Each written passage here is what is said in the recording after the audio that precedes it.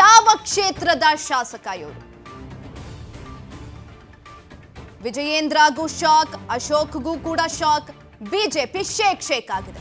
ಒಂದ್ ಕಡೆನಲ್ಲಿ ಮೈತ್ರಿಗೆ ಒಪ್ಪಿಗೆಯನ್ನ ಕೊಡುತ್ತೆ.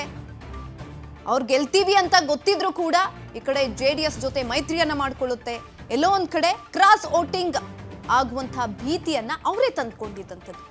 ಇದೀಗ ಕೆಲವೇ ಕ್ಷಣದಲ್ಲಿ ಆ ದ್ರೋಹಿಯ ಮುಖವಾಡ ಬಟಾಬೈಲಾಗುತ್ತೆ. ಇದುವರೆಗೂ ಎಲ್ಲೂ ಕೂಡ ಗೊತ್ತಾಗಿಲ್ಲ. ಮೆಗಾ ಎಕ್ಸ್ಕ್ಲೂಸಿವ್ ನಿಮ್ಮ ರಾಜ್ ನ್ಯೂಸ್ಗೆ ಸಿಕ್ಕಿರುವಂಥದ್ದು. ಯಾರು ಗೊತ್ತಾ ಆ ಶಾಸಕ? ಯಾವ ಕ್ಷೇತ್ರದ ಶಾಸಕ ಇವರು?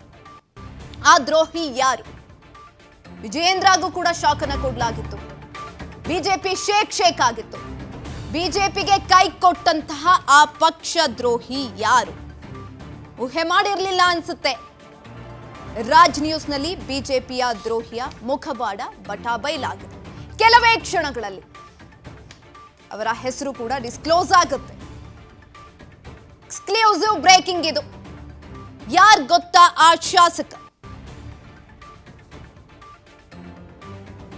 ಯಾವ ಕ್ಷೇತ್ರದ ಶಾಸಕ ಇವರು?